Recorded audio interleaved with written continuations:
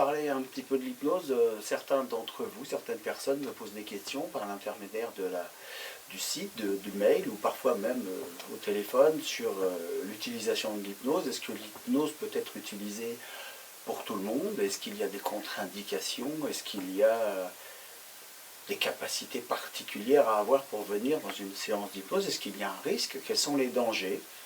De nombreuses questions comme ça qui se présentent. Et puis aussi un autre point sur lequel j'aimerais apporter un éclaircissement. L'hypnose n'est pas la panacée, ce n'est pas un outil miracle, ce n'est pas un outil qui permet de dire à quelqu'un: asseyez-vous, je vais vous débarrasser de tout ce qui vous a amené ici, et quand vous allez repartir, tout aura changé. On ne prend le contrôle de personne, personne ne peut être piloté par l'hypnose. L'hypnose, c'est un outil, c'est un état modifié de conscience dans lequel on entre, et cela vous arrive souvent, quand vous êtes dans la lune, absent quelques instants devant un écran d'ordinateur, et vous vous dites: ah, hop, vous revenez, vous dites: qu'est-ce qu'il y a, tu m'as parlé. Quand on est au volant, en voiture, qu'on arrive quelque part et qu'on se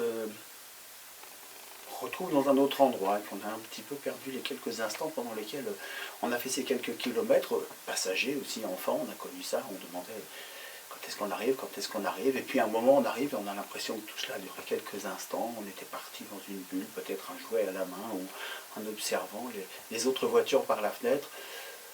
Il y a de nombreux états modifiés de conscience, modifiés par rapport à quel état déjà, peut-être un état moyen dans la journée, mais quand on est absorbé dans quelque chose, que notre cerveau n'est concentré que sur une seule chose, on est un peu absent du reste.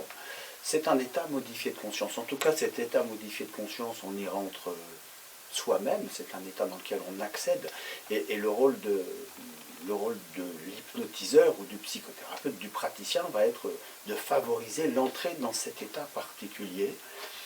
Alors l'hypnose, c'est le nom qu'on donne à la technique qui permet d'atteindre cet état. Étrangement, c'est aussi le nom qu'on va donner à l'état lui-même. Et encore plus bizarrement, c'est aussi le nom qu'on va donner aux techniques qu'on va utiliser pendant cet état pour aider la personne à atteindre des objectifs. Donc voilà le même nom pour décrire trois choses bien différentes. Certes, alors continuons à appeler ça de l'hypnose, l'hypnothérapie, des exercices qu'on va faire pendant un état modifié de conscience. En tout cas, tout le monde peut entrer dans cet état. Ça va demander simplement une participation de la personne. C'est un petit peu la limite avec certains tout petits enfants, avec lesquels on va devoir utiliser d'autres moyens d'accéder à cet état modifié de conscience, parce que les enfants y sont déjà naturellement. Certaines personnes, à certains moments de leur vie, vont éprouver des difficultés à entrer dans cet état modifié de conscience. Quand on est un peu en état de choc, on va dire, voilà, on va retrouver parfois des personnes qui vont avoir plus de mal à accéder à cet état modifié de conscience. Plus de mal ne veut pas dire que ce sera impossible. Et puis, certaines personnes peuvent rentrer beaucoup plus rapidement dans cet état que d'autres. Alors on utilise des petits tests, vous en avez vu à la télévision, dans des émissions. Ces tests ne définissent pas si on peut ou si on ne peut pas mettre la personne en état d'hypnose, mais simplement si ça va être très rapide, ou seulement rapide, ou seulement un tout petit peu moins rapide.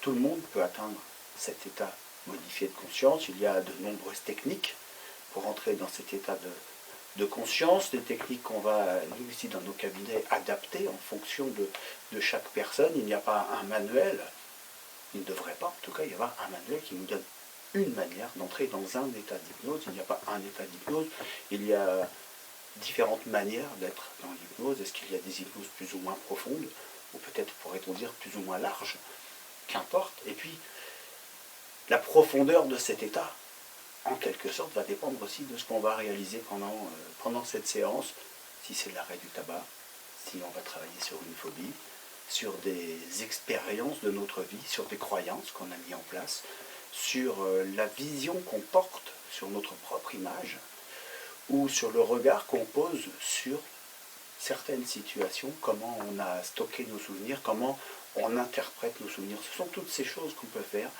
en utilisant l'hypnose. C'est absolument sans danger. Pendant une séance d'hypnose, vous entendez le praticien, vous restez conscient.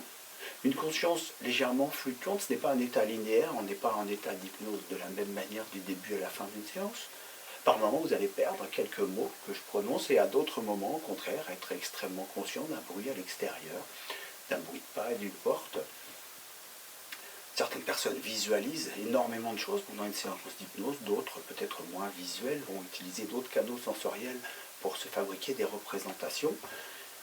Dans tous les cas, vous gardez le contrôle au milieu d'une séance d'hypnose. Sachez que ici ou n'importe où, vous êtes libre de bouger les mains, les pieds, de tousser, bâiller, vous pouvez, et ça arrive parfois, rouvrir les yeux, poser une question, reprendre le cours d'une conversation, et puis continuer la séance par la suite. Il n'y a rien que vous ne soyez obligé ou empêché de faire. Ce n'est qu'un outil que nous utilisons, vous et moi, ensemble, pour atteindre un objectif, l'objectif qui vous amène ici. Alors vous pouvez observer plein de séances d'hypnose, des représentations ou des mises en scène de séances d'hypnose sur Internet, plus ou moins réalistes, plus ou moins crédibles, plus ou moins ésotériques et parfois plus ou moins sérieuses, mais dans un cabinet, chez un praticien confirmé, vous êtes dans un milieu sécurisé, vous ne perdez pas le contrôle, au contraire, non seulement ce n'est pas un état d'inconscience, c'est pour certains un état d'hyperconscience. Vous êtes éveillé tout en étant un peu ailleurs, vous êtes ici tout en étant un peu dans une autre partie de vous-même, et quand vous êtes dans la Lune, personne ne prend le contrôle de vos pensées. Lorsque vous êtes dans un canapé, que vous vous absentez quelques instants par la pensée, quand vous êtes dans un transat, une chaise longue, et que vous entendez les bruits sans vraiment trop les entendre, quand vous êtes en train de lire sur la plage, et que captivé par la lecture, vous oubliez les mots que vous entendez, vous n'entendez même plus le bruit de la mer, vous restez conscient. Si quelqu'un s'approche de votre sac ou vous fait vos poches, vous réagissez. Et de la même manière, vous restez totalement conscient. C'est seulement un état particulier.